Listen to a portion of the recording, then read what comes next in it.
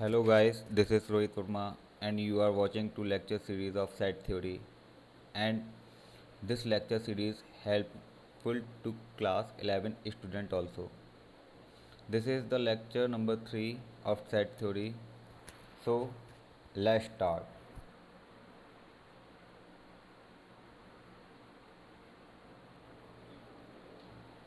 Uh, Power set. Power set is a set of collection of all subsets. Means हम लोगों ने पिछले lecture में देखा था कि सबसेट्स के बारे में, और अगर कोई सेट दिया हुआ है तो उसके टोटल नंबर ऑफ सबसेट्स क्या होते हैं।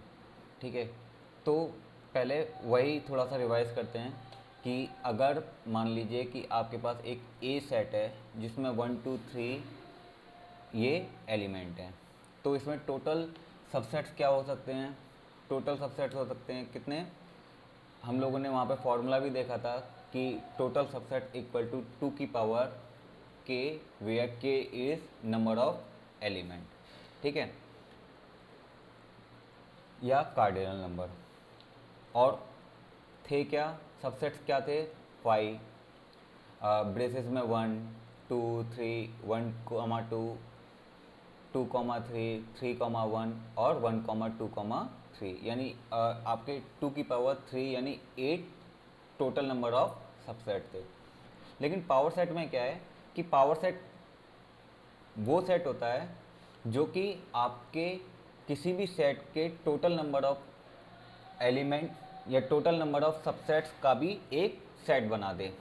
ठीक है, तो यहाँ पर अगर आपको एक सेट A 1 2 3 दिया हुआ है तो उसके टोटल नंबर ऑफ सबसेट्स क्या क्या होंगे, 5 1 2 3 1 2, यानी इस तरीके से आपके उसके टोटल नंबर ऑफ सबसेट होंगे। ठीक है, तो पावर सेट में क्या करेंगे हम लोग, सबसेट्स का भी क्या बना देंगे, एक सेट बना देंगे। ठीक है, और यहाँ पर अगर कार्डिनल नंबर निकाला जाए पावर सेट का तो वो क्या होगा। तो कार्डिनल नंबर क्या होता है, किसी भी सेट के एलिमेंट। तो यहाँ पर 5 1 2 3 ये क्या है, एक तरीके से ये सबसेट तो हैं, लेकिन सबसेट किसके हैं, वो ए के हैं। लेकिन यहाँ पर 1 2 3 अब ये जो सबसेट हैं वो एक एलिमेंट की तरह बिहेव करेंगे। ठीक है, तो यहाँ पर जो भी इन ब्रैकेट के अंदर हैं, ठीक है, तो ये क्या होंगे, अब ये एक एक एलिमेंट होंगे। ये एक एलिमेंट हो गया, ये एक एलिमेंट हो गया, ये एक एलिमेंट हो गया, ये एक एलिमेंट हो गया, ये एक एलिमेंट, ये एलिमेंट, ये एलिमेंट, और ये भी एक एलिमेंट की तरह बिहेव करेंगे। ठीक है, तो कार्डिनल नंबर होता ही क्या है कि जितने भी एलिमेंट होते हैं तो टोटल नंबर ऑफ एलिमेंट। ठीक है, तो यहाँ पर ये जो टोटल नंबर ऑफ एलिमेंट हैं ये इसके लिए सबसेट होंगे, और सबसेट का नंबर कितना होता है, 2 की पावर n। तो अगर पावर सेट का कार्डिनल नंबर निकाला जाए तो वो 2 की पावर n के इक्वल होगा। अगर इसमें ये बात कहता है क्या कि पावर सेट्स के टोटल नंबर ऑफ सबसेट्स, ठीक है, टोटल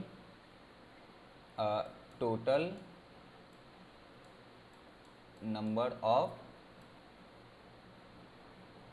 सबसेट, ये मैं माउस से लिख रहा हूँ, नोटपैड नहीं है। Total number of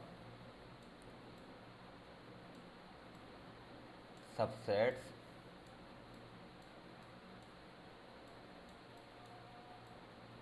of power set. तो कोई बता सकता है कि ये कितना होगा, पावर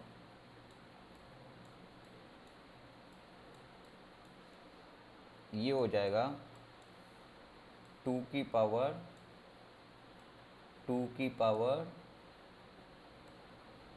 n, 2 की पावर n, ये हो जाएंगे क्या, total number of subset of power set. Okay, next आगे बढ़ते। Universal set. Universal set, the universal set is super set of all the sets.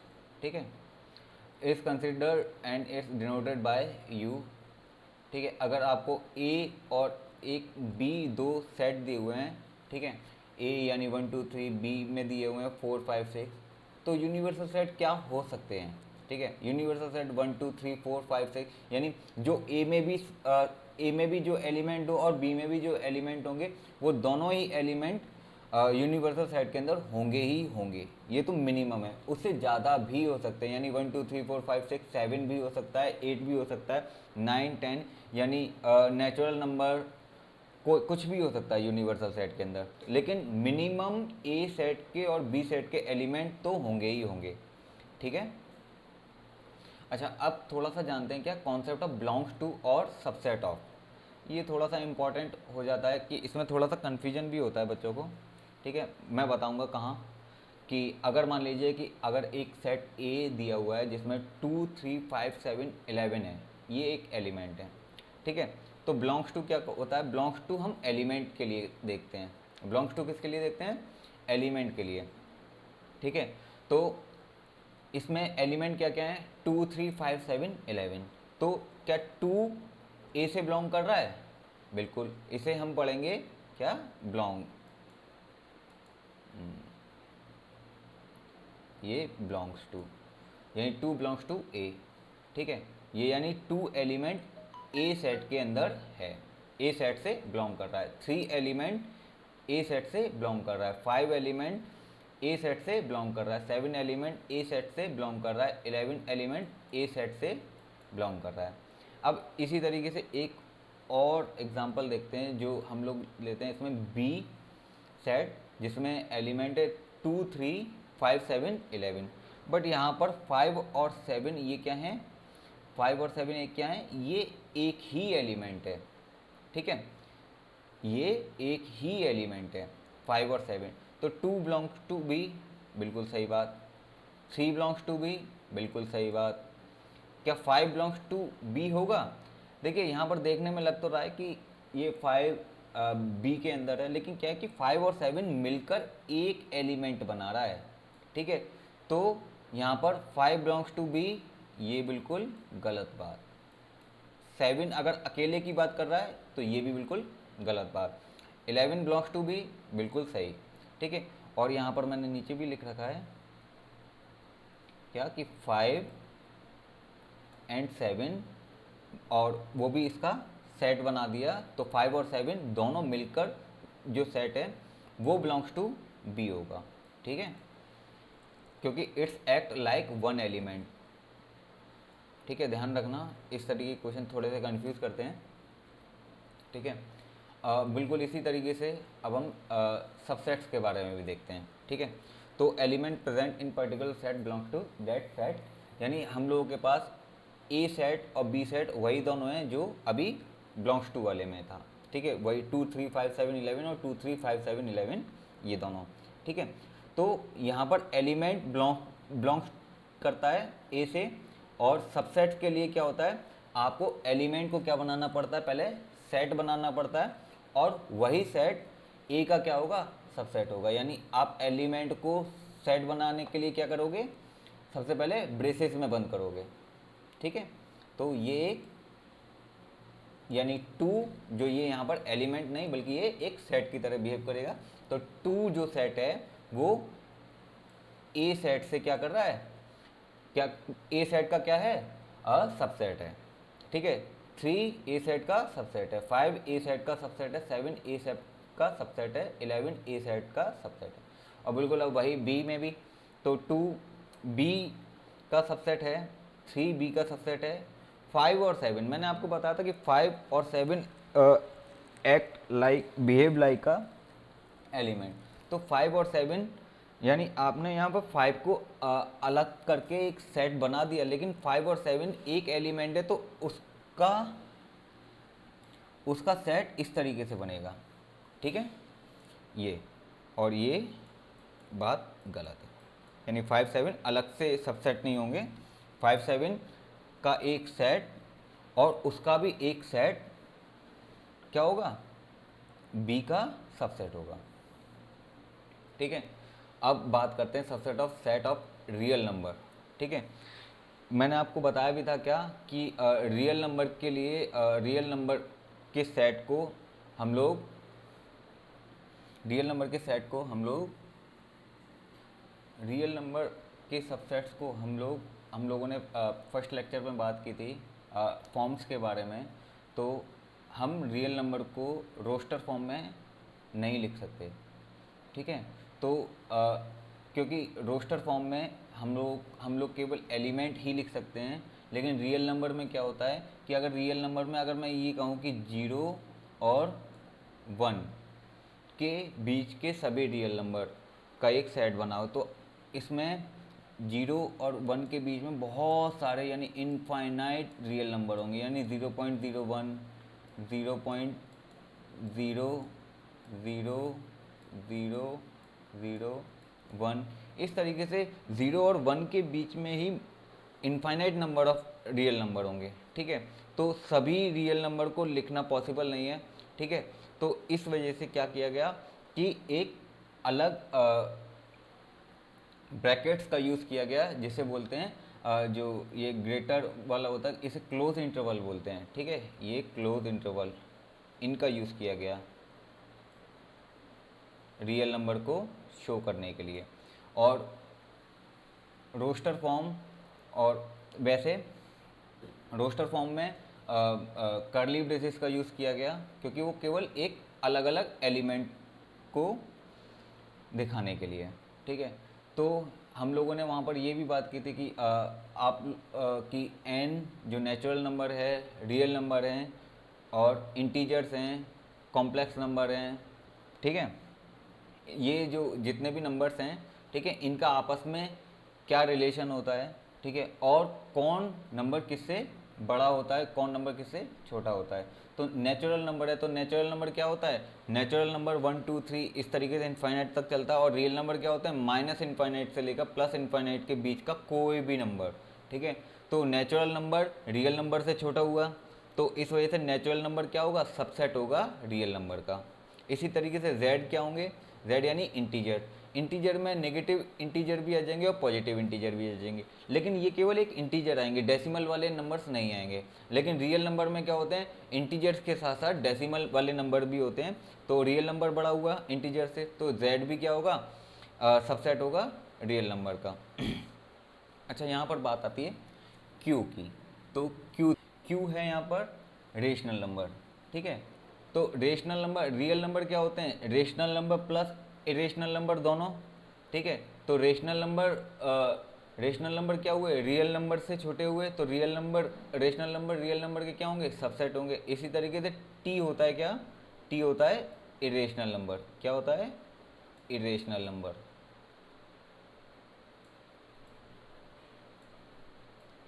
लिखा नहीं जा रहा,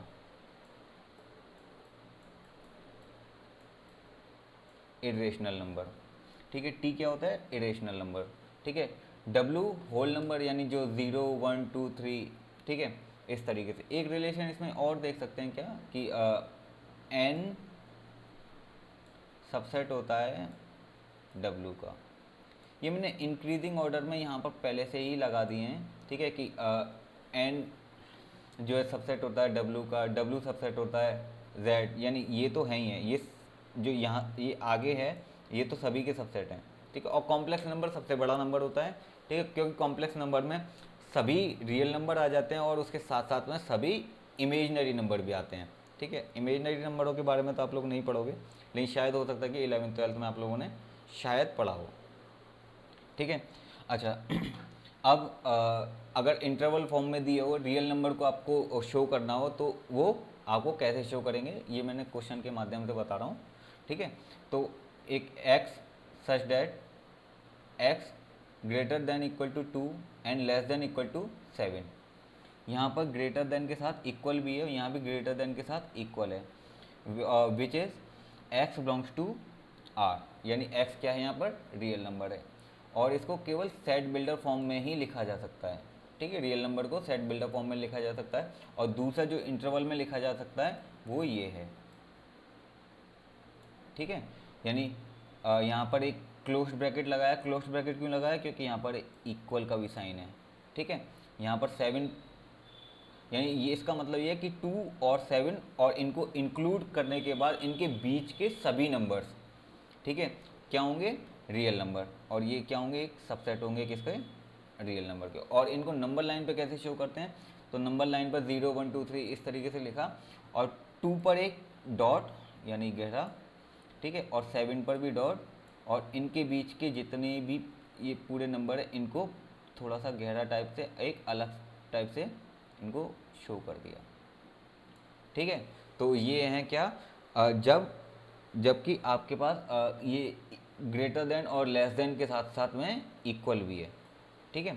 और जब इक्वल नहीं है तो उसमें देखिए, जैसे यहाँ पर 2 के साथ में इक्वल नहीं है, ठीक है, तो वहाँ पर ओपन ब्रैकेट लगेगा। कैसा ब्रैकेट लगेगा, ओपन ब्रैकेट यानी स्मॉल, ठीक है, स्मॉल ब्रैकेट लगेगा। और 7 पर इक्वल है तो यहाँ पर क्लोज्ड ब्रैकेट लगेगा, ठीक है। और नंबर लाइन पे कैसे शो करेंगे, नंबर लाइन पर एक ब्लैंक टाइप का एक सर्कल बनाएंगे, और उसके बाद से इसको गहरा करते हुए पूरा जहाँ तक भी नंबर लाइन है, और 7 पर इसे डार्क सर्कल बनाएंगे, ठीक है। और ये अलग से पता चल जाएगा कि 2 पर इक्वल नहीं है और 7 पर इक्वल है, और इन दोनों के बीच के सभी रियल नंबर। और ये ब्रैकेट कहलाएगा क्या, ओपन क्लोज ब्रैकेट। और अगर 7 पर इक्वल नहीं होता तो यहाँ पर भी ओपन ब्रैकेट ही लगता, ठीक है। तो ये 4 पॉसिबल टाइप हैं कि अगर दोनों तरफ क्लोज्ड ब्रैकेट है तो इस तरीके से लिखेंगे ए बी, एक तरफ ओपन एक तरफ क्लोज्ड, और इधर पहले क्लोज्ड फिर ओपन और दोनों तरफ क्लोज्ड। अच्छा, इंटरवल की लेंथ के बारे में थोड़ा सा बात कर लेते हैं, वैसे ज़्यादा इंपॉर्टेंट तो नहीं है लेकिन फिर भी लेंथ बता सकते हैं, ठीक है। तो लेंथ ऑफ द इंटरवल क्या है, बी माइनस ए। जैसे 7 यानी ये 2 से 7, ये इस बीच में ये इंटरवल है, ठीक है। तो इसकी लेंथ क्या हो जाएगी, 7 माइनस 2 यानी 5। लेंथ क्या हो जाएगी, ये लेंथ, एक्स नहीं लिखेंगे, लेंथ 5, ठीक है। आगे अब देखते हैं वेन डायग्राम, ठीक है। वेन डायग्राम क्या होते हैं, ये होते हैं क्या, relation between sets is represented by Venn diagram. In Venn diagram universal set is represented by rectangle. यानी जो यूनिवर्सल सेट हम लोगों ने अभी पढ़ा था, ठीक है, कि वो एक सबका सुपर सेट होता है, ठीक है। उसके अंदर में जो भी सेट हैं आपके पास, जितने भी सेट हैं ए बी सी डी, तो वो क्या होंगे, सब उसी के अंदर होंगे, ठीक है, इनसाइड द रेक्टेंगल, ठीक है। तो यहाँ पर दो सेट हैं ए और बी, ठीक है। तो वहाँ ये हमने ले रखे हैं, तो इनको क्या सर्कल से रिप्रेजेंट करेंगे सेट्स को, और यूनिवर्सल सेट को एक रेक्टेंगल, ठीक है। और इसके बाद इसके कुछ ऑपरेशंस देखते हैं, ठीक है। ये तो मैंने बस केवल एक यहाँ पर शो करने के लिए सेट्स को दिखा रखा है, ठीक है। लेकिन ये जो चीज़ें समझ में आएंगी वो थोड़ा सा ऑपरेशन समझने के बाद समझ में आएंगी कि ये यहाँ पर जो ये 1 इधर लिखा हुआ है, 2 और 3 यहाँ पर, और 4 और 5 यहाँ पर क्यों लिखा हुआ है, ठीक है। ये थोड़ा सा ऑपरेशन के बाद। तो ऑपरेशन हैं सेट्स के क्या क्या, union of sets, intersection of sets, difference of sets, ठीक है। ये 3 ऑपरेशंस हैं, ठीक है। जैसे पढ़ेंगे तो यूनियन ऑफ सेट्स होता क्या है, तो अगर ए और बी अगर दो सेट हैं, then union of set A and set B is the set of all element of A and all element of B, common element being taken only once, ठीक है। जैसे यहाँ पर एक ए एलिमेंट, ए सेट है, ठीक है, जिसमें 1 2 3 ये एलिमेंट है। एक बी सेट है जिसमें 2 3 4 5 ये एलिमेंट हैं, ठीक है। तो इनके कॉमन एलिमेंट क्या हो गए, कॉमन एलिमेंट 2 3 2 3, ठीक है। तो कॉमन एलिमेंट को क्या किया जाएगा, एक बार ही लिखा जाएगा, और वो कहाँ आएंगे, बिल्कुल इनके इंटरसेक्शन, यानी जो इनका कॉमन जो एरिया है वहाँ पर, ठीक है। और बाकी का बचा क्या, 1, तो 1 बाकी का यहाँ पर ए में आ जाएगा 1, और 4 और 5 बाकी के जो बचे वो इधर बी में आ जाएंगे, ठीक है। और 2 और 3 ये बता भी रहा है कि ये इस गोले के अंदर भी है, और 2 और 3 इस सर्कल के अंदर भी है, ठीक है, तो ये है क्या, यूनियन ऑफ सेट। अब इसको मैथमेटिकली कैसे प्रेजेंट किया जाता है कि ए यूनियन बी अगर है तो इसका क्या मतलब है, ये फॉर्म है कौन सी, सेट बिल्डर फॉर्म। ठीक है, तो X such that X belongs to A भी होना चाहिए और एक्स बिलोंग्स टू बी भी होना चाहिए, यानी अगर एक्स एक एलिमेंट है, ठीक है, तो वो ए सेट में भी होना चाहिए और बी सेट में भी होना चाहिए। ठीक है, अच्छा एग्जाम्पल से भी हम, एग्जाम्पल तो हम लोगों ने देख लिया, लेकिन कुछ और एग्जाम्पल हैं कि अगर ए और बी अगर दो सेट दिए हुए हैं तो ए यूनियन बी कैसे लिखा जाएगा, जो ए सेट में भी हैं और बी सेट में भी हैं, और ए सेट और बी सेट, ए सेट और बी सेट में क्या होंगे, यानी ये एक कॉमन है 3 दोनों में, और ये 3 जो लिखा जाएगा वो केवल एक ही बार लिखा जाएगा, यानी यहाँ पर मैंने जो लिखा है यहाँ पर एक बार लिखा है, यानी 1 बी सेट से आ गया, 2, हाँ इसमें 2 भी है, दोनों में 2 है, तो ये 2 और 3, ठीक है, एक ही बार लिखे जाएंगे, तो 2 और 3 ये एक बार लिखे गए, और 4 बी सेट में है, ठीक है, 5 ए सेट में है, 7 ए सेट में, यानी जो ए यूनियन बी होगा, ठीक है, तो ए सेट के भी सारे एलिमेंट इसमें होंगे और बी सेट के भी सारे एलिमेंट इसमें होंगे। ठीक है,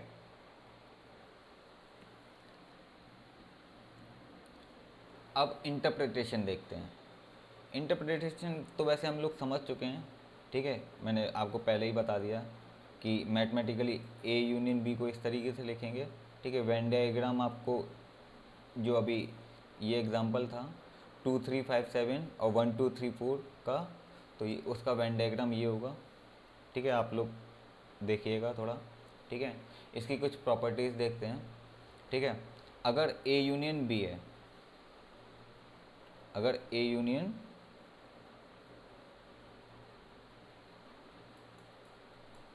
बी को लिख सकते हैं क्या, बी यूनियन ए, क्योंकि बात तो वही है, बराबर है। और इस जो प्रॉपर्टी को क्या बोलते हैं, कुमुलेटिव लॉ बोलते हैं, कम्यूटेटिव लॉ। ठीक है, अगर ए यूनियन बी पहले लिया जाए और उसके बाद यूनियन सी लिया जाए, तो हम इसको भी लिख सकते हैं क्या कि बी यूनियन सी को अगर पहले ले लिया जाए और उसके बाद ए के साथ यूनियन कर दिया जाए, ठीक है, तो ये भी क्या होंगे, इक्वल होंगे। और इस प्रॉपर्टी को बोलते हैं क्या, एसोसिएटिव प्रॉपर्टी। ये प्रॉपर्टी इंपॉर्टेंट है, ठीक है, तो याद जरूर होनी चाहिए। ठीक है, और ए यूनियन फाई क्या, नल सेट। ठीक है, तो ए सेट का अगर नल सेट के साथ यूनियन किया जाए, ठीक है, क्योंकि नल सेट में कोई एलिमेंट तो है नहीं, ठीक है, तो इनका यूनियन क्या आएगा, जो सबसे बड़ा सेट होगा। सबसे बड़ा सेट इन दोनों में से कौन सा होगा, ए ही होगा। ठीक है, क्योंकि 5 में तो कुछ है नहीं, तो ये आइडेंटिटी लॉ कहलाता है। ठीक है, अगर ए यानी अगर किसी भी सेट का यूनियन, अगर यूनियन हो चाहे इंटरसेक्शन हो, अगर वो 5 के साथ लिया जाए, ठीक है, नल सेट के साथ लिया जाए, तो आइडेंटिटी लॉ कहलाता है। ठीक है, आइडेंटिटी लॉ होता है क्या कि कोई भी सेट का यूनियन अगर उसी सेट के साथ लिया जाए, ठीक है, जैसे ए सेट का यूनियन ए सेट के साथ लिया जाए, तो वो क्या कहलाता है, आइडेम्पोटेंट लॉ कहलाता है। और वो किसके इक्वल होगा, ए के इक्वल होगा, क्योंकि ए के एलिमेंट्स केवल ए के एलिमेंट में ही, एक के ही सेट में होंगे। ठीक है, और यहाँ पर ये यू यानी यूनिवर्सल सेट का अगर यूनियन ए से लिया जाए, तो यूनिवर्सल सेट के अंदर तो सभी सेट होते हैं, और ये किसके इक्वल आएगा, केवल और केवल यू के। ठीक है, तो ये लॉ ऑफ यू यानी यूनिवर्सल लॉ है। ठीक है, अब सेकंड ऑपरेशन की बात करते हैं, इंटरसेक्शन ऑफ सेट्स। ये तो सिंपल है बहुत। ठीक है, इंटरसेक्शन में क्या है कि इंटरसेक्शन का मतलब ही केवल क्या है, कॉमन एलिमेंट से। क्या है, सीधा सीधा कॉमन एलिमेंट यानी कॉमन। ठीक है, तो एक सेट ए है और एक सेट बी है, तो इन दोनों में कॉमन क्या है, 2 और 3 और 2 और 3। ठीक है, तो यही क्या होगा, इनका इंटरसेक्शन होगा। इंटरसेक्शन यानी यू को उल्टा साइन बना दीजिए तो वो इंटरसेक्शन साइन बन जाता है। ठीक है, इस तरीके से। ठीक है, तो ये इंटरसेक्शन है। ठीक है, वेन डायग्राम के थ्रू भी देख सकते हैं। और इसकी मैथमेटिकल डेफिनेशन क्या है, यूनियन में क्या था यहाँ पर और था, और इंटरसेक्शन में क्या यहाँ पर एंड है। तो ये डेफिनेशन में थोड़ा सा चेंज है। ठीक है, तो इसमें ध्यान दीजिएगा कि x बिलोंग्स टू a होना चाहिए, x बिलोंग्स टू b भी होना चाहिए। ठीक है, डिसजॉइंट सेट्स। डिसजॉइंट सेट्स क्या होते हैं कि अगर दो सेट आपको दिए हुए हैं और उनके बीच में कोई भी इंटरसेक्शन नहीं है, ठीक है, कोई भी कॉमन एलिमेंट नहीं है, तो वो सेट्स क्या कहलाते हैं, एक दूसरे के डिसजॉइंट सेट्स कहलाते हैं। ये थोड़ा सा इंपॉर्टेंट भी है टर्म। ठीक है, डिसजॉइंट। ठीक है, तो एक ए सेट दिया हुआ है 1 3 5 7, एक बी सेट दिया हुआ है 2 4 6 8। ठीक है, वेन डायग्राम के थ्रू बनाया तो इनमें कोई कॉमन एलिमेंट नहीं है, तो अलग अलग करके इन्हें बना दिया। ठीक है, ये यूनिवर्सल सेट हो गया जो रेक्टेंगल है। ठीक है, तो ये जो सेट कहलाएंगे वो क्या कहलाएंगे, डिसजॉइंट। और डिसजॉइंट सेट के लिए क्या कंडीशन होनी चाहिए, हमेशा ये ए इंटरसेक्शन बी होना चाहिए क्या, फाइनल सेट के बराबर। ठीक है, तो वो क्या कहलाते हैं, डिसजॉइंट सेट कहलाते हैं। ठीक है, इंटरसेक्शंस की प्रॉपर्टी भी देखते हैं कि A intersection B equal to B intersection A, commutative law है। ठीक है, इसी तरीके से ये एसोसिएटिव लॉ को भी फॉलो करता है। ठीक है, यूनिवर्सल लॉ को भी फॉलो करता है। ठीक है, लॉ ऑफ फाई। ठीक है, अगर इंटरसेक्शन अगर फाई के साथ लिया जाए, ठीक है, तो उसका इंटरसेक्शन फाई ही आएगा, क्योंकि कॉमन तो कुछ होगा ही नहीं। ठीक है, A intersection A equal to A, यानी ए में ए पूरा कॉमन है। ठीक है, तो प्रॉपर्टी, आई होप आपको प्रॉपर्टी समझ में आई होंगी। ठीक है, इसमें कुछ डिस्ट्रीब्यूटिव लॉ हैं। ठीक है, और आप लोगों को ये डिस्ट्रीब्यूटिव लॉ वेन डायग्राम के थ्रू भी आपको क्या करना है, सॉल्व करना है। मैं इसमें पहला फर्स्ट वाला डिस्ट्रीब्यूटिव लॉ आपको सॉल्व करके बताऊंगा। ठीक है, तो डिस्ट्रीब्यूटिव लॉ है क्या कि फर्स्ट ये है कि अगर बी का यूनियन सी के साथ लिया जाए और उसके बाद उसका ए के साथ इंटरसेक्शन लिया जाए, तो वो किसके इक्वल होगा, ए के इंटरसेक्शन बी, ए और बी के इंटरसेक्शन के बराबर, और ए और सी के इंटरसेक्शन के बराबर, और उन दोनों का क्या किया जाए, यूनियन लिया जाए। ठीक है, तो ये क्या है, ये दोनों क्या होंगे, इक्वल होंगे। ठीक है, और ये इक्वल कैसे होंगे, इस चीज़ को हम लोग यहाँ पर वेन डायग्राम के थ्रू सॉल्व करते हैं। तो पहले हम लोगों ने क्या किया कि लेफ्ट हैंड साइड सॉल्व की, राइट हैंड साइड सॉल्व करते हैं। ठीक है, क्या कि बी यूनियन सी लिया, बी यूनियन सी, तो बी यूनियन सी क्या हो जाएगा, sorry sorry, A union A intersection B union C, एक मिनट, सॉरी, हम लोग पहले राइट हैंड साइड सॉल्व करते हैं, और इसमें राइट हैंड साइड में ए इंटरसेक्शन बी लेते हैं पहले, ये पहले ए इंटरसेक्शन बी।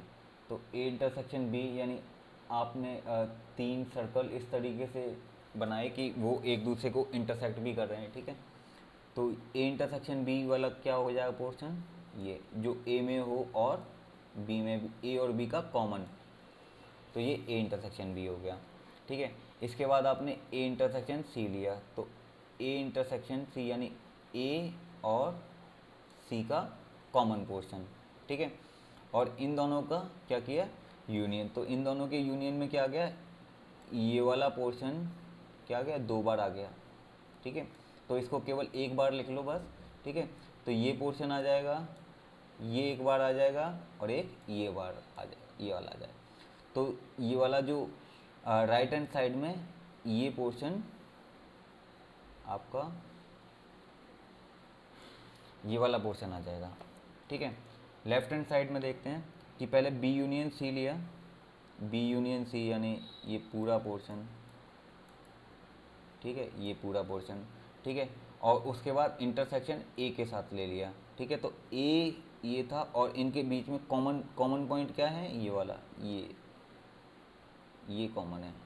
ठीक है, ये कॉमन है, और यही वाला चीज़ यहाँ पर भी सेम आ रही है, तो ये क्या होंगे, एक दूसरे के इक्वल होंगे। ठीक है, तो ये वेन डायग्राम के थ्रू मैंने सॉल्व करके बताया। इसी तरीके से मैं एक दूसरा लॉ और है, ठीक है, तो क्या है कि A union B intersection C equal to A union B intersection A union C. इसको भी आप लोगों को वेन डायग्राम के थ्रू सॉल्व करना है, ठीक है। नहीं आता तो आप लोग पूछिएगा कमेंट में डाल के, ठीक है। अब इसका थर्ड वाला पोर्शन देखते हैं, थर्ड वाला ऑपरेशन देखते हैं, ठीक है। डिफरेंस ऑफ सेट्स, ठीक है। अगर ए और बी आपको दो सेट दिए हुए हैं तो ए माइनस बी यानी डिफरेंस बी का मतलब क्या है, ठीक है। इसका मतलब है set of elements which belongs to set A but does not belongs to set B. मतलब समझते हैं, इसका सीधा सा मतलब ये है कि अगर एक ए और एक बी, ये ए है और ये बी, ठीक है, दो सेट हैं, ठीक है। तो ए माइनस बी अगर आपको निकालना है, क्या निकालना है, ए माइनस बी। तो इसका मतलब ये है वेन डायग्राम के थ्रू कि वो एलिमेंट जो केवल ए में हो और बी में ना हो, तो इतना पोर्शन आ जाएगा सारा, ये पोर्शन ये आ जाएगा, क्योंकि ये कॉमन पोर्शन तो क्या है दोनों में, लेकिन वो बी में भी है। लेकिन ए माइनस बी का क्या मतलब है कि वो एलिमेंट जो ए में हो और बी में ना हो, तो ये जो कहलाएगा वो क्या कहलाएगा, ए माइनस बी।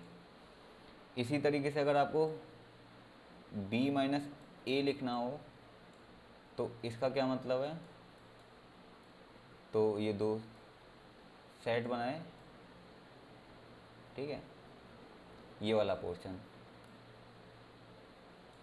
ए बी, ठीक है, ये वाला पोर्शन क्या कहलाएगा, बी माइनस ए, जो कि बी में हो और ए में ना हो, ठीक है। मैंने यहाँ पर वेन डायग्राम के थ्रू पूरा बता रखा है इसमें, ठीक है, क्या कि ए माइनस बी यानी ये वाला पोर्शन हो जाएगा, ठीक है, ये ए माइनस बी वाला पोर्शन है, ठीक है, ये ए इंटरसेक्शन बी है और ये बी माइनस ए है, और ये तीनों मिलकर अगर तीनों का यूनियन कर दिया जाए, यानी ये पोर्शन और ये पोर्शन तीनों का अगर यूनियन कर दिया जाए तो वो किसके बराबर बैठेगा, ए यूनियन बी के। तो एक फॉर्मूला यहाँ से भी निकल के आता है ए यूनियन बी का, ठीक है। ये तीनों पोर्शनों को का यूनियन कर दिया जाए और यह जगह क्या, ए यूनियन बी, ठीक है। अब इसमें अगर इनके एलिमेंट देखे जाएं, एलिमेंट, तो एलिमेंट के लिए क्या हो जाता है, एन करके ब्रैकेट में लगा दीजिए तो वो एलिमेंट शो करते हैं कि, और कार्डिनल नंबर, ठीक है। तो N A union B equal to N A minus B plus N A intersection B plus N B minus A. ये फार्मूला आपको जनरली तो देखने को नहीं मिलेगा, ठीक है।